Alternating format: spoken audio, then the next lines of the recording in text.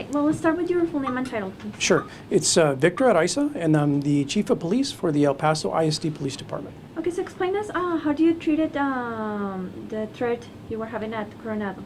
Okay, so we received some information yesterday evening, and as soon as we received the information, we acted on that as soon as we possibly could. As soon as we got the information, we started to act on that. To the degree that I had direct communication with our superintendent, we also communicated with our state and local partners to make sure that we had all the resources that we needed to approach the case and investigate it thoroughly. Do you already have the person that sent the message? No, not at this point, but it's still an active criminal case. It's still an active investigation, and we've had some very good leads, and it looks very promising for us. Okay, how many units did you send to the high school? We had 3 of our officers, and then because we have an excellent working relationship with the El Paso Police Department, they also sent 3 units out there, 3 officers to assist us also. So in total there were 6? Yes.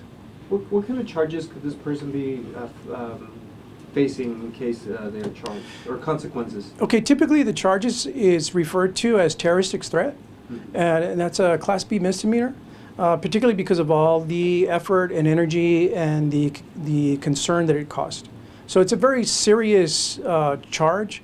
I think sometimes students have a tendency to use social media and think that to post something that seems harmless to them, but it obviously creates a concern, particularly in this day and age, whether it's meant to be a threat or it's a perceived threat, it's still something that's very serious, and we always take those very seriously. So probably it was a student that sent the message? More than likely, that's what it's looking like at this time. We don't necessarily, have the particular identity of the individual, but more than likely, that's what it's looking like. Do you think this is related with the threats that have been sent to Juarez and also to other parts of the U.S. lately?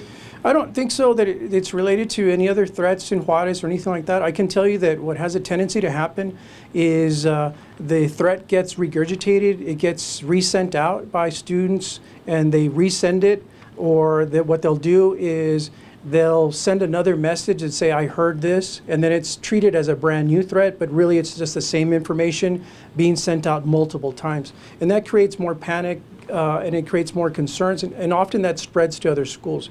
We were very fortunate that the campus administration did a really excellent job in reporting the information. They did a great job in conducting an internal administrative investigation, and again, we're working with multiple agencies to make sure that we bring the responsible party to justice. Some students were concerned that the police or the professors didn't check the backpacks to see if anyone was carrying any kind of weapon. Mm-hmm. Do you think that was really necessary? No, I think at this particular point, I mean, we always want to be cautious with that, but we didn't have, the way that the threat came in, it wasn't for a specific person, it wasn't directed for a specific day or a particular individual, it was just a very broad, general threat.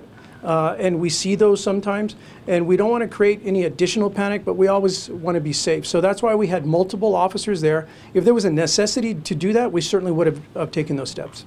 Are the officers going to be there until the whole week, or? We're gonna have some officers out there tomorrow also. We just want to make sure that we calm the concerns of the parents and staff, and we'll eventually get this resolved. And we'll find the responsible party. And again, we'll have the additional officers just to make sure. And we handle all these cases in a similar manner. This one had a tendency to pick up a little bit more momentum because it got circulated to so many different students. But when we have other cases of a similar nature, we follow the same protocol. Okay. Anything else you want to add? No, just the fact that the safety of all our students is important, regardless of what school they go to. Social media can be a very valuable tool, but at the same time, it can be very problematic.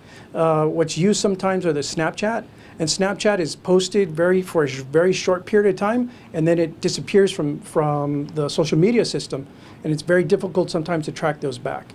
But with the resources that we have and the support that we have from other agencies, we're able to accomplish that. Okay. So it was posted from Snapchat? Yes, ma'am. Okay. Any other question? Chief, you want to remind folks that we have police presence at high schools always? Yes, that's a good point. I think another point is that we have officers at all of our high schools and all of our middle schools, and they're assigned to those locations. They're there every day. We also have patrol officers, we have canine officers, and they're all licensed Texas police officers. I think that's another thing that sometimes there's a misconception in the community that these are security guards. We're all licensed Texas police officers. They have the authority to arrest individuals, to issue citations, and to investigate cases of this nature. All right. Okay? Thank you. Yes, ma'am.